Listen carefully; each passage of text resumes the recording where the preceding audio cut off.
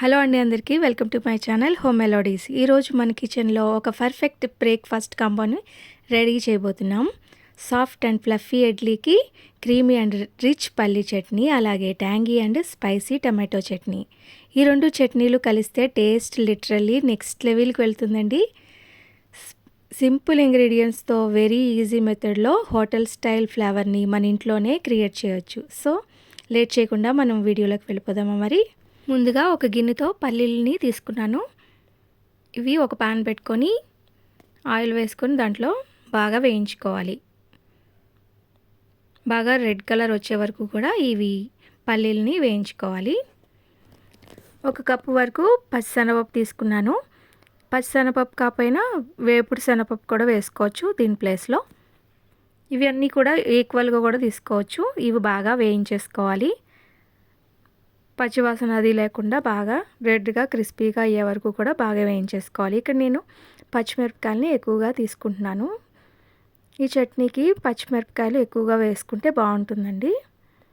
చూస్తున్నారు కదా, 2 కప్స్కి ఇన్ని పచ్చిమిరపకాయలు వేసుకున్నాను. ఇవి బాగా కూడా వేయించేసుకొని పక్కకు తీసేసుకోవాలి. ఇవి రెండు కూడా. ఇప్పుడు కొబ్బరికాయల్ని చిన్న చిన్న ముక్కలుగా కట్ చేసేసుకొని పక్కన పెట్టుకోవాలి. చూస్తున్నారు కదా, ఇలా కట్ చేసుకొని పక్కన పెట్టుకొని ఇవి రెండు కూడా గ్రైండ్ చేసుకున్న తర్వాత ఇవి కూడా వేసేసుకోవాలి. వెల్లుల్లిపాయలు కూడా ఇందులో వేస్తున్నాను.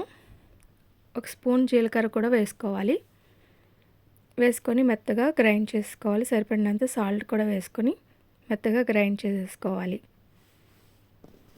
ఇప్పుడు ఒక పాన్ పెట్టుకొని టమాటో చట్నీకి పచ్చిశనగపప్పు వేస్తున్నాను. ఒక స్పూన్ వరకు పచ్చిశనగపప్పు, ఒక స్పూన్ వరకు మినపప్పు వేసుకున్నాను.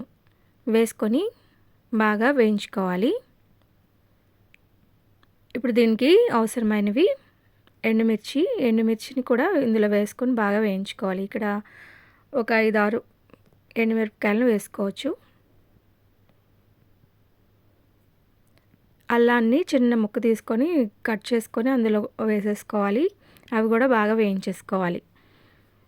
ఇప్పుడు ఒక 5 కానీ 6 కానీ టమాటాలను వేసుకోవచ్చు. ఇక్కడ ఎండుమిరపకాయలకు సరిపడినంత టమాటాలను వేసుకొని కట్ చేసుకున్న టమాటాలను వేసేసుకొని బాగా మగ్గబెట్టుకోవాలి.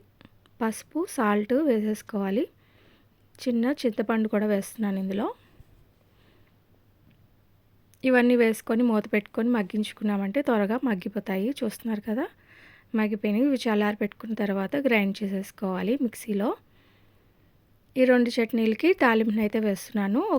1 స్పూన్ ఆవాలు, 1 స్పూన్ జీలకర్ర, 1 స్పూన్ మినపప్పు వేసుకోవాలి. ఎండుమిరపకాయలు, కరివేపాకు వేసుకున్నామంటే చట్నీలు రెండు రెడీ అయిపోయినాయండి. ఫైనల్లీ మన అమేజింగ్ పల్లీ chutney and tomato chutney ready అయిపోయాయి. వేడివేడి ఇడ్లీలోకి సర్వ్ చేసుకున్నామంటే ఇది ట్రూలీ ఒక పర్ఫెక్ట్ బ్రేక్ఫాస్ట్ అని చెప్పొచ్చు. మీకు ఈ రెసిపీ నచ్చితే మీ ఫ్రెండ్స్కి, రిలేటివ్స్కి షేర్ చేయండి. మరిన్ని ఈజీ అండ్ టేస్టీ రెసిపీస్ కోసం నా ఛానల్ని సబ్స్క్రైబ్ చేసుకోండి.